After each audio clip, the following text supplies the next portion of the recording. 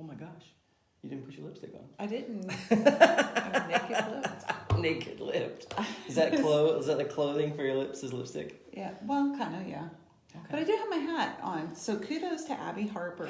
Abby Harper for the win. She made you a cute hat. Look, and it's like not 180 degrees today, so I decided to wear it. One of 3 days a year in Florida you get to wear it. Anyway, I'm Shaman. Hey. This is Yolanda. And we are the Connected Relationship. We are. Look at us. Look at us. Yes. What are we talking about today?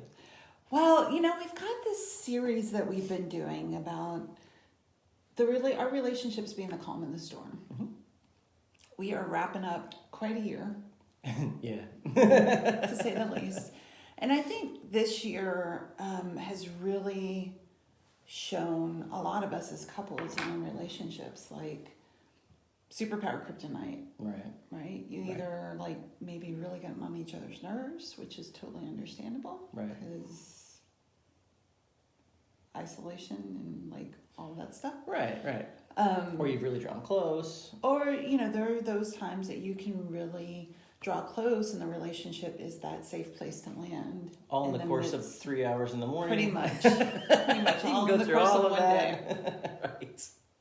Right. So we've talked about, things like empathy and vulnerability, and you can go back and check those videos out. They're good videos. They are great videos. But today we are talking about comfort wisdom and your relationship as comfort wisdom. So it kind of starts off with all of the numbing that we collectively have done this year. Right. And it's an opportunity to get really clear on the things that drive us to numb. Now, numbing happens on a continuum. It's like a spectrum.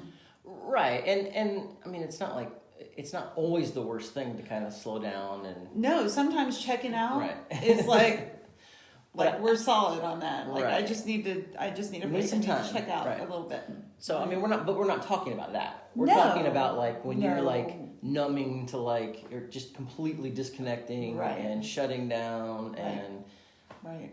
And interestingly enough, we can use the same things to comfort and numb, right? So, if I eat a scoop of ice cream and I really am present and enjoy it, that is soul filling. Right. If I eat the pint of ice cream or the quart. Or the quart or whatever, the gallon, sometimes. Some days, right? Yeah.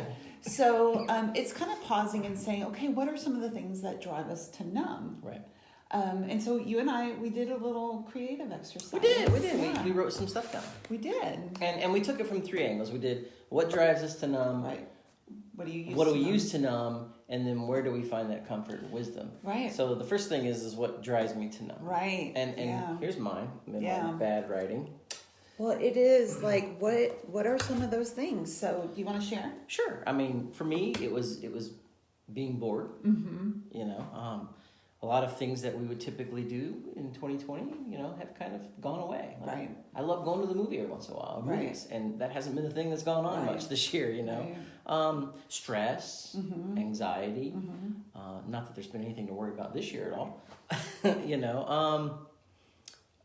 disconnection with loved ones and disconnection with you, when things are off with us, that doesn't feel right. Right. And then obviously, but I'm a bit of a control freak. So when I don't have control of something, it drives me nuts. And I think this year has been a big challenge in a lot of that. So, I mean, those things are definitely things for me. Yeah. What about you? Yeah. So, and for many of us, probably a lot of similar ones. So for me, it's stress and feeling overwhelmed, being criticized, feeling criticism, being on the receiving end of criticism. That really, makes me want to numb that. Right. Boredom was another one. Loneliness. So kind of that feeling. Kind of disconnection. Right. And physical pain. I mean, I have a physical pain condition. So when that is flared up, I really just am I don't want to do this. Right. And you're kind of introverted anyway, so it kind of really.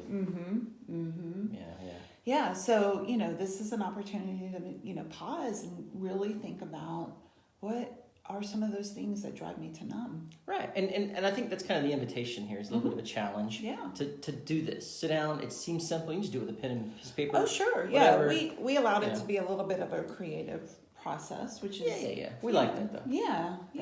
But, the purpose is to be thoughtful and intentional. Right. And I think yours is a lot more creative than mine now that I'm looking at it. But, I guess I could have drawn something. There's no comparison. Anyway, the next one is what I use to numb. Right. So here's mine. Mine is, I use food. Food is like my comfort place, man. I will jump, especially things I shouldn't eat, For real. But that's where I like to go. It's like my... Man, when things suck, grab the chips or like that. But that's why we try not to keep it in the house. But man, if it's there, I will go for it. Social media, and which is funny because social media is such an awesome, cool tool in theory to connect with people. But man, it's also such a numbing mechanism. A numbing and vile place sometimes as well, Yeah. And screen time in general, whether that's watching TV or playing video games or reading junk on my phone, or it's just so you can get lost in that ether, and I mean those are like the tools that I use to numb. What about you? So again, a lot of similar things. It's my little...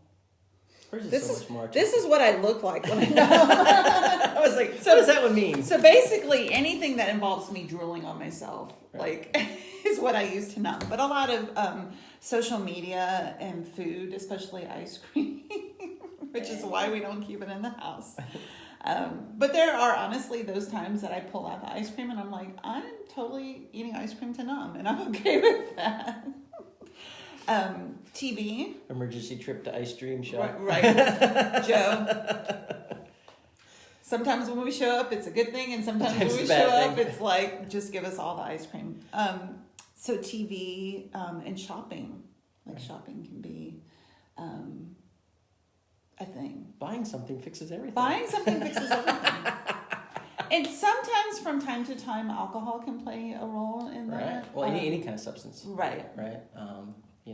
Any kind of thing you're using to numb. Yeah. So just recognizing that, not as much of that, but it definitely can play a role. So then our last one is the comfort wisdom thing. Yeah. These are the things that kind of bring you back, fill you. Right. So the difference between what's numbing and what's comfort, well, at the end of it, how do you feel? Right. Usually when you're numbing, at the end of it, you're like, oh my God, I just wasted 5 hours scrolling through. Right. You don't really social feel. media. You just kind of. Yeah. I just wipe the drool off my face. And whereas the comfort wisdom things are things that kind of fulfill you, that make you feel happier and better, and they kind of give you satisfaction maybe. Yeah. Or joy. Yeah. Bring you joy. Yeah. So it's a much different ending result. So mine. Right. It's a cute little sun. I'm such a great artist. You are. But on mine has, obviously you bring me comfort and joy. But nature, my dogs, we love our dogs, our kids, reading, resting. I like the quiet resting, even though it's weird because I'm kind of like a social person, but I do like my quiet time. Yeah. Hiking, nature, those are, huge for me. Being outside to me is like so soul filling. Yeah. And I don't know if I said about reading. I love to read. So read every day. I don't think you said. I said yoga. Oh, did you? I think I did. Well, if I didn't, yoga too. So. Yeah. Go. So you. Cool. What do you got? So I took this a little bit differently. So here's my comfort wisdom sun. And I wanted to take some time because I've done this before. I did this several years ago. And I keep saying I want to update this. And I wanted to take this opportunity to update because I've done it before and my general life theme. I wanted to think specifically about the things in our relationship between the two whereas of us. I just kind of generally That's okay. There's no right or wrong way of doing it. It's about being intentional and thoughtful. So for me, it is holding hands when we binge watch our favorite shows. So that's different than just binge watching TV and drooling on myself because then we're engaged with each other. Or, we're talking things through. Hiking together.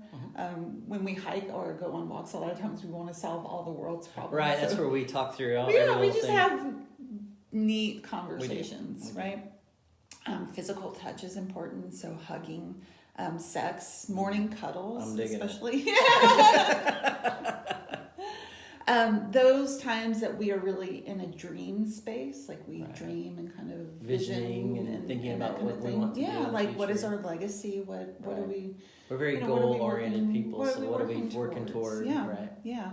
And then when we do go on paddles together, when we hike together, when we do yoga together, anything physical that we do together is really filling for me. And then something that's rather new for this year, when we meditate together, or like side by side, we just took a trip to the beach. That's true. And we were sitting on the beach and meditating next to each other, and that was just really like, wow, that is cool. Yours is so much cooler than mine. No, there's no comparison. It is. No, there's no I comparison. lose. You win. No, there's because no I'm sitting here looking at yours going, yeah, I like all that too. Well, yeah, but that's the thing. I mean, that's the thing. It doesn't, like, what I have on mine doesn't detract from the things that you have on yours. It's just like that intentionality, that pausing to say, wow, our relationship can be like a calm in the storm of what's happening, what we've been through this year. Right. Who knows what's to come? I mean, hopefully things are settling down, but we don't have a crystal ball. I don't know. So anyway, what is really helpful for me is like keeping this somewhere. Right. I'm going to take mine out and put it in my bullet journal, or maybe even put it beside my bed. Sure. Just so that when those moments that I want to turn to the numbing things, like the screen time and the shopping and all of that stuff, I can remember, like, these are options too. Right. So the invitation is for you to just kind of pause and be thoughtful. You can be creative in this endeavor. You just list it out. Whatever fits for you. But just kind of pause and think, and maybe even have a conversation with your partner about ways that you connect that are filling. Awesome. High five. Way to go. You guys have a great week. Have a good one, guys.